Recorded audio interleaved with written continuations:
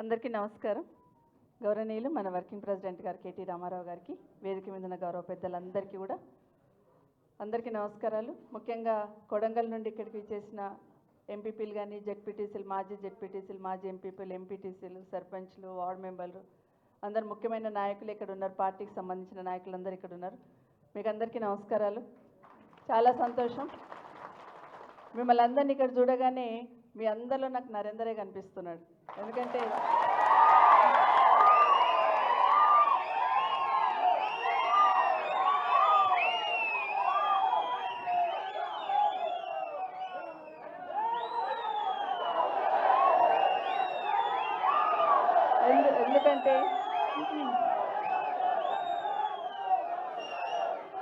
ఎందుకంటే కొడంగల్లో ఆ రోజు రేవంత్ రెడ్డి గారిని ఓడించిన తర్వాత, కేసీఆర్ నాయకత్వంలో నరేందర్ రెడ్డి గెలిచిన తర్వాత ఉదయం 6 గంటలకు టిఫిన్ కట్టుకొని వచ్చేవాడు.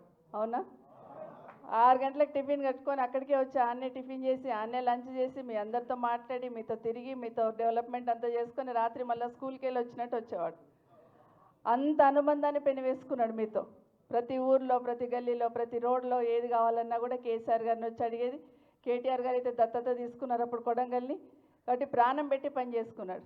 సరే, మొన్న ఎన్నికల్లో రేవంత్ రెడ్డి గారు ముఖ్యమంత్రి అయితే అంటే కొంతమంది వేసినట్టున్నారు.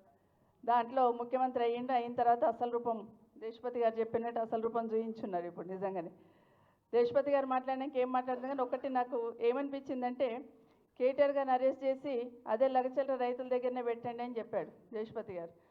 మీరు అట్లా గిట్ట పెట్టింది అనుకోండి, వీళ్ళందరూ ఏదో ఒకటి చేసి మేము కూడా వస్తాం కేటీఆర్ పక్కన, లోపల పోతున్నా కూర్చుంటాం కేటీఆర్ పక్కన మేమందరం కూడా. ఎందుకంటే ఈరోజు ఎంతమంది అడుగున అడ్డుకుంటే కూడా, అవునా, పోలీసు వాళ్ళు ఎక్కడ పడితే అక్కడ అడ్డుకున్నారు, అయినా కూడా అక్కడి నుండి పోరాటం చేసి మా నాయకుడి దగ్గరకు వస్తామని మీరందరూ వచ్చి నిజంగానే ఇట్లా ఉండాలి అనేది చూపించున్నారు. మీకు అందరికి ముందు చేతులు జోడించి నమస్కరిస్తున్నాను. సత్యవతి గారు చెప్పినారు ఇప్పుడు, నిజంగానే ఆడలతో ఏం చేతనవుతుంది, ఆడలతో ఏం చేతనవుతుంది ఒకప్పుడు అనేవాళ్ళు. కానీ ఈరోజు లగచెల్లర అక్క చెల్లెన్లే ఢిల్లీ దాకా పోయినారు సత్యవతి గారు. ఎంత పోవడమే కాదు, ఎంత గట్టిగా మాట్లాడినారు వాళ్ళు, ఎంత గట్టిగా గొంతెత్తి మాట్లాడినారంటే నిజంగా ఇంకెవరన్నా మళ్ళీ ఇట్లాంటి భూములు అక్వైర్ చేయాలంటే వచ్చి మాట్లాడడం కష్టం అన్నంత గట్టిగా మాట్లాడున్నారు. కానీ అన్నీ చూస్తున్నాం. 2 రోజుల నుండి అయితే అసెంబ్లీలో కానీ కౌన్సిల్లో కానీ కేసీఆర్ గారు డైరెక్షన్తో మమ్మల్ని అందరిని పిలిచి ఏదేమైనా అసెంబ్లీలో మాత్రం లగచల్ల రైతుల గురించే కొట్లాడాలా, వాళ్ళ గురించే మాట్లాడాలనే డైరెక్షన్తో 2 రోజుల నుండి కూడా దాని మీదే మాట్లాడే ప్రయత్నం చేస్తూ ఉంటే, నిజంగా నాయకుడు అనేవాడు నిజంగా అక్కడున్న ప్రజల మీద ప్రేమ అనేటోడు ఉండి ఉంటే ఇమ్మీడియట్గా చర్చ పెట్టి మాట్లాడి వాళ్ళకి ఏం కావాలి, ఏమి ఇవ్వాలని మాట్లాడేవాళ్ళు. కానీ ఆ దమ్ము లేకుండా, ఆ ధైర్యం లేకుండా ఎంతసేపు బీఆర్ఎస్ పార్టీని తిట్టుకుంటూ మాత్రమే అసెంబ్లీ నడిపిస్తున్నారు తప్పిస్తే దాని గురించి మాట్లాడదాము, చర్చిద్దామని ఆలోచన ఈ ముఖ్యమంత్రి గారికి లేదు. ఎందుకంటే ఆయన నియోజకవర్గం, ఆయన కోట్లేసి గెలిపించిన వాళ్ళు ఈరోజు సమస్యలలో ఉంటే ఆయన ముందుండాల్సింది పోయి తప్పించుకొని తిరుగుతూ ఉన్నాడు. ఇది అందరు చూస్తూ ఉన్నారు. అసెంబ్లీకి అవును 2 రోజుల నుండి మాకు కనిపిస్తలేడు మరి అసెంబ్లీలో. మరి అడుగుతున్నా కూడా మాట్లాడతలేడు. అంటే బయటనేమో రండి చర్చిద్దాం, రండి చర్చిద్దాం, రండి చర్చిద్దాం అన్నాడు. అక్కడ పోతేనేమో అక్కడ 2 రోజుల నుండి కనిపిస్తలేడు. మరి ఏమైనా చర్చిద్దామంటే అడుగుతూ ఉన్నారు.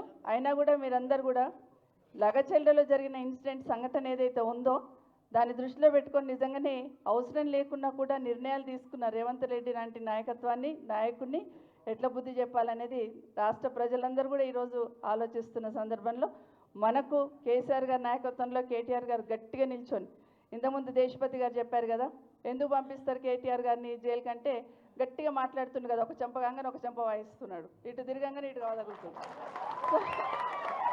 ఏం చేయాలో అర్థమైతే లేదు, ఏం చేయాలో అర్థం కాక లోపలనే కూర్చుని పెడదామని చూస్తూ ఉన్నాడు. అందుకే అంటున్నా, ఆయన ఒక్కటి లోపలికి పోతే 1000 మంది లోపలికి పోతారు ఏదో ఒకటి చేసి. అది మాత్రం జరుగుతూ ఉంటుంది. ఇప్పుడే నేను కేటీఆర్ గారిని అడుగుతున్నా, ఇప్పుడు నేను అక్కడ నుండి వస్తూ ఉన్నాను రింగ్ రోడ్ మీద, మీరేమో దేశంలో ఎక్కడ లేని విధంగా వాకింగ్ ట్రాక్ చేస్తున్నారు, అదేమో సైక్లింగ్ది మనం చూస్తాం. రింగ్ రోడ్ పక్కన ఒక సైకిల్ ట్రాక్ చేస్తున్నారు, సోలార్ది పైన వేసి, అది పీకేస్తున్నారు. ఇప్పుడు అరే ప్రాణమంతా కలకలైందరే, దేశంలో ఎక్కడ లేని విధంగా మన రాష్ట్రంలో ఉండాలని కేసీఆర్ గారి నాయకత్వంలో కేటీఆర్ గారు చేస్తే దాన్ని పీకేస్తున్నాడు. అంటే ఆనవాళ్ళు తీసేస్తారట, కేసీఆర్ గారు ఆనవాళ్ళు తీసేయాలని ఒక్కొక్కటి మొదలు పెడతా ఉన్నాడు. అది ఎవ్వరి తరం కాదు. తెలంగాణ అనే పదం పలికిన రోజులు కేసీఆర్ గారి పేరు అట్లనే ఉంటుందనేది వాస్తవం. మరొకసారి మీ అందరికీ కూడా ధైర్యంగా ఉందాం. మళ్ళీ ఖచ్చితంగా వచ్చేది బీఆర్ఎస్ పార్టీనే, మళ్ళీ అక్కడ గెలిచేది కూడా నరేందర్ రెడ్డిని మీరే గెలిపిస్తారు. కాబట్టి ఖచ్చితంగా ఏ చిన్న ఇబ్బంది ఉన్నా ఈరోజు బీఆర్ఎస్ పార్టీ ఇంత హక్కున చేర్చుకుంది. కొడంగల్లో ఉన్న అందరినీ కూడా మా సమస్య అన్నట్టు హక్కున చేర్చుకొని ఎక్కడే చిన్న సమస్య ఉన్నా, ఇక్కడ కొడంగల్లో సమస్య వచ్చినా బీఆర్ఎస్ పార్టీ హక్కున చేర్చుకుంది. మూసీలో సమస్య వచ్చినా బీఆర్ఎస్ పార్టీనే ఉంది.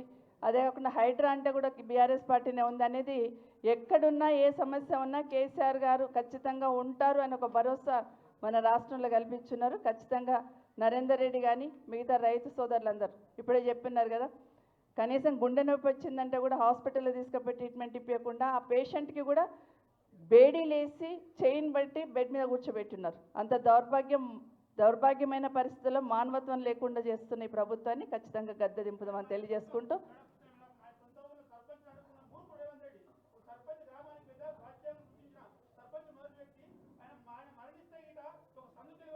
అవును అవును అవును సాయిరెడ్డి గారు